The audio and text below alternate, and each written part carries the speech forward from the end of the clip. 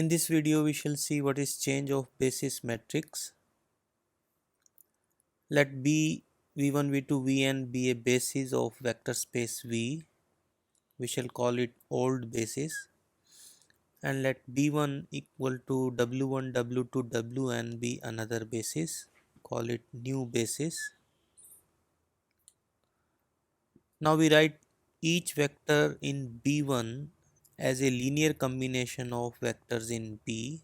This we can do because B is a basis. So suppose W1 is equal to alpha 11 V1 plus alpha 12 V2 and so on alpha 1 n Vn. Continue like this. Suppose Wn is alpha n1 V1 and so on up to alpha nn Vn. Now write these rows as column here.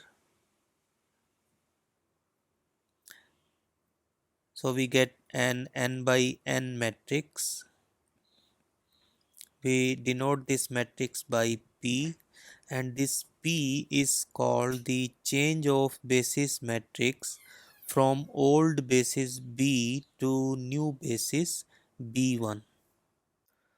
We call P this way, change of basis from old basis to B1, because the columns of P, this first column, if we take the entries of this first column and combine with these old basis v1 v2 vn, this combination gives us the new basis vector w1.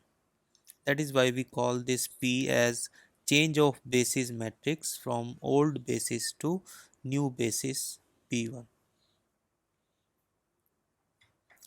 Now notice that this matrix P, its first column is the matrix of first new basis vector w1.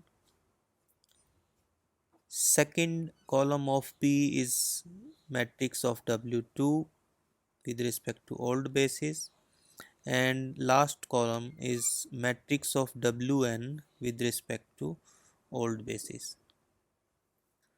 Similarly, we can have a change of basis matrix from new basis to old basis. We denote this matrix by Q.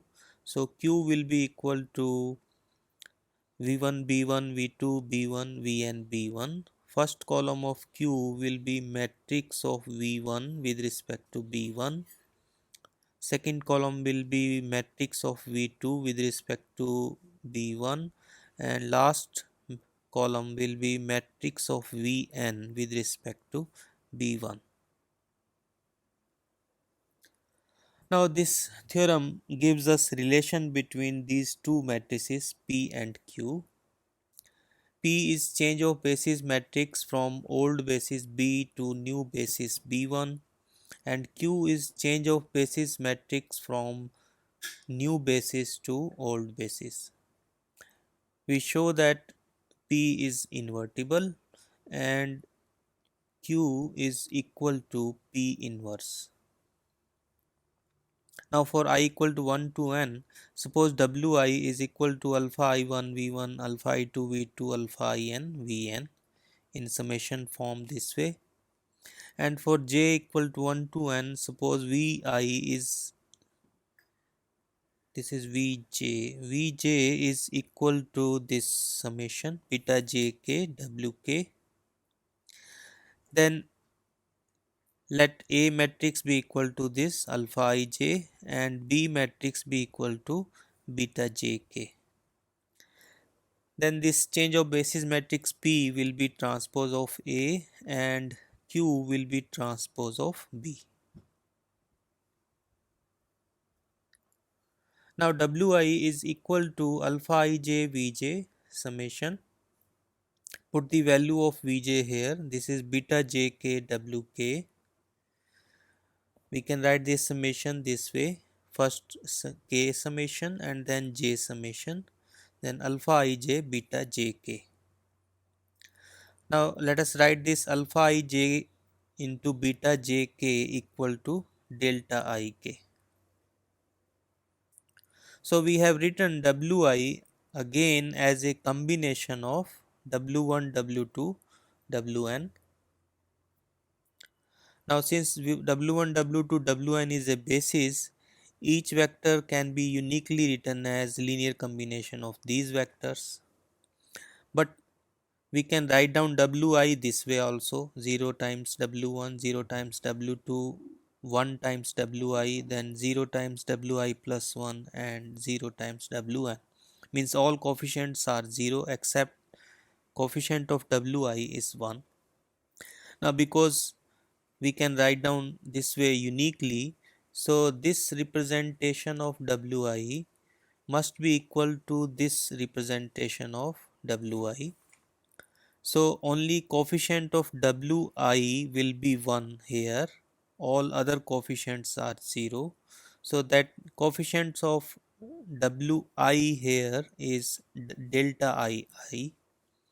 So delta ii is 1. So when k equal to I, delta ik is 1, and otherwise delta ik is 0.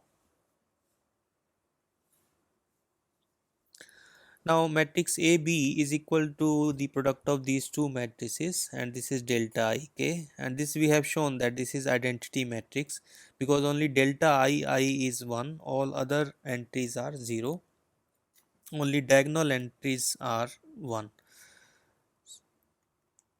So QP, which is equal to B transpose A transpose, this is equal to AB transpose, but AB is I, so I transpose is I. So this shows that Q is equal to P inverse. This is an exercise for you. Take vector space V R square, one basis B, another basis B1. You find change of basis matrix P from B to B1. Find change of basis matrix Q from B1 to B, and then verify that PQ is equal to I.